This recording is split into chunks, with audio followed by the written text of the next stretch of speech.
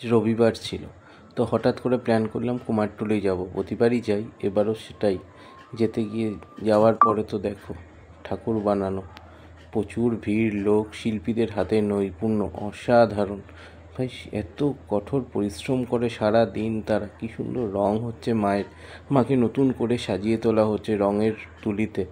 দারুণ লাগছিল, দিনটা খুব উপভোগ করছিলাম। দেখতে দেখতে কখন যে সময় কেটে যাচ্ছে বুঝতেই পারছিলাম না। হাতের কাজ দেখো কি সুন্দর, চোখ জুড়িয়ে যাচ্ছিল।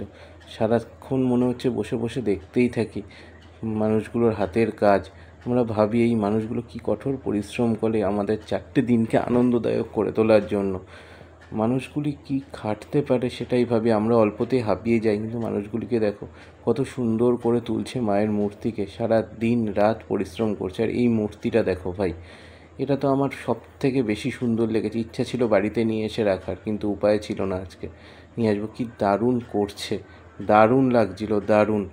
আর ফাটাফাটি কি বলবো তোমাদেরকে, তোমরা পারলেও একবার ঘুরতে যাও। আর লাস্টে তো আমার বউয়ের ক্যাত মারতেই হবে, তাকে একটা ভিডিও না করে দিলে ব্যাস কিচ্ছু করার নেই, তাকে একটা ভিডিও করে দিতেই হবে আমাকে। আর কি করা যাবে, তার ভিডিওটা দিয়ে আমাকে শেষ করতে হলো আজকের ব্লগটা। ভালো লাগলে শেয়ার করো, টাটা।